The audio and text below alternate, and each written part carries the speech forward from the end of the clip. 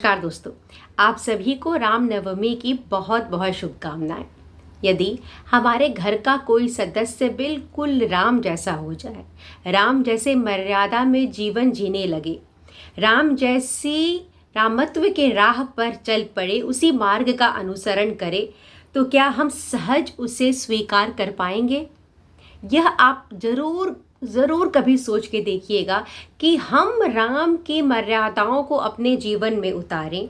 इससे पहले यदि हमारे परिवार का कोई सदस्य, हमारा पुत्र, पति, पिता, यदि कोई कोई सदस्य यदि बिल्कुल राम जैसे जीवन का अनुसरण करना चाहे, बिल्कुल सत्य पर चले, तो हम ही क्या उस योग्य हैं कि हम उस तेज को, राम के तेज को स्वीकार कर पाएं?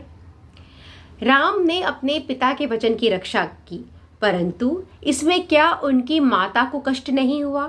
कौशल्या के कष्ट का आप अनुभव कीजिए। हम सुनते हैं कि हाँ, पिता के वचन की रक्षा की, परंतु उस माता का क्या, जिनके राम वो इकलौते पुत्र थे। हाँ, उनकी बड़ी बहन थी, परंतु बहुत समय पहले ही उनका ब्याह हो चुका था और वह किसी और को उन्होंने दे दिया था, दशरथ जी ने। अब कहने को कौशल्या का एक ही बेटा है, राम, और राम उन्हें इस बिल्कुल बूढ़े आयु में छोड़ के वनवास जा रहे हैं, वह भी उसके लिए, उस चीज़ के लिए जिसमें उनको पता भी नहीं है। उनका अगले दिन राजाभिषेक होने वाला है, सब कुछ तैयारियां हैं, और बिल्कुल अचानक से होता है कि सब खत्म। अब कौशल्या को यह भी पता नहीं है कि वापस वो अपने पुत्र को कुछ सालों के बाद, 14 वर्षों के बाद, क्या जीवित भी देख पाएंगी, क्या सुरक्षित भी देख पाएंगी? कुछ पता नहीं है, बिल्कुल अंधकार भविष्य है उनका। तो क्या आप सोचिए कि हम, यदि कौशल्या हो जाए तो हम उसे झेल पाएंगे ऐसे चीज़ को? तो राम खुद बनना, स्वयं राम बनना, वो तो बहुत दूर की बात है आजकल के समय में, परंतु हमारे आसपास भी राम अगर यदि कोई हो जाए तो उसके भी हम योग्य नहीं हैं कि हम उसे स्वीकार कर पाएं। आज रामनवमी में इस चीज़ को आप अवश्य अवश्य सोचिएगा। एक पति के रूप में यदि हम देखें तो हम देखते हैं कि जो आजकल का समय है, जो लड़कियां हैं वह चाहती हैं कि अच्छा पैकेज हो, जो उनके होने वाले हस्बैंड हैं। लड़के हैं वह भी ये देखते हैं, घर परिवार देखते हैं, लड़की की सुंदरता को भी साथ में देखा जाता है।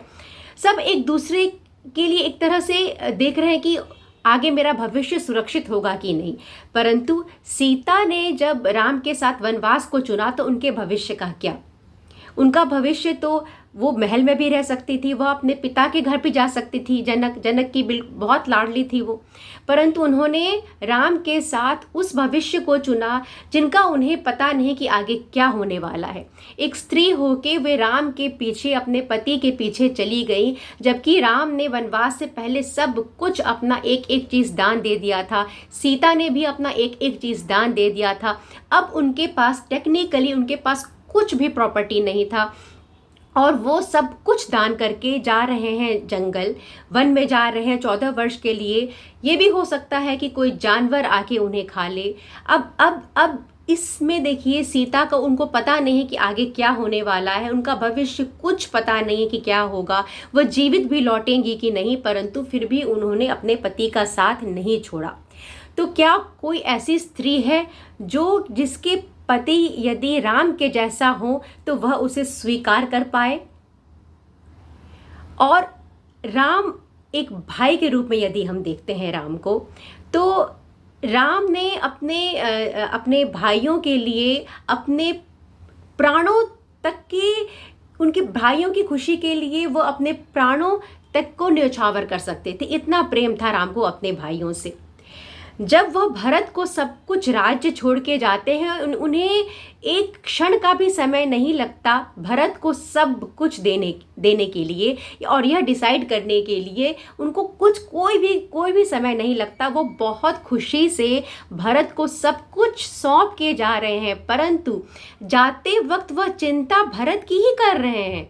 क्यों? कि उन्हें पता है कि यदि भरत को यह सब आएगा, वह भरत वापस आएगा, उसे पता चलेगा कि यह सब हुआ है, उसके कारण वनवास जाना पड़ा है, तो भरत को जो ग्लानि होगी, उस ग्लानि से राम पीड़ित हैं। राम इस बात से पीड़ित नहीं है कि उन्होंने अपना सब कुछ दे दिया। तो उस ऐसे भाई को क्या आप स्वीकार कर पाएंगे जो अपना सब कुछ न्यौछावर ही करता रहे? क्या हम उस योग्य भी हैं? उसकी प्रेम को उस ऐसे भाई के प्रेम के को समझने के भी हम योग्य हैं कहीं से भी? क्योंकि हमें तो हर चीज़ में, हर छोटी से छोटी चीज़ में अपना स्वार्थ दिखता है। और हम देखिए एक ऐसा समय आ गया है जब न रिश्ते टिक रहे हैं, न परिवार टूटता जा रहा है। और एक तरफ हम राम नवमी मना रहे हैं, राम की बात करते हैं, तो ये अवश्य सोचिए कि जब हम राम बनना तो बहुत दूर का विषय है, क्या हम उस योग्य हैं कि अपने आसपास राम जैसे आचरण, किसी भी रामत्व को हम स्वीकार कर पाएं? मुझे सुनने के लिए बहुत बहुत धन्यवाद।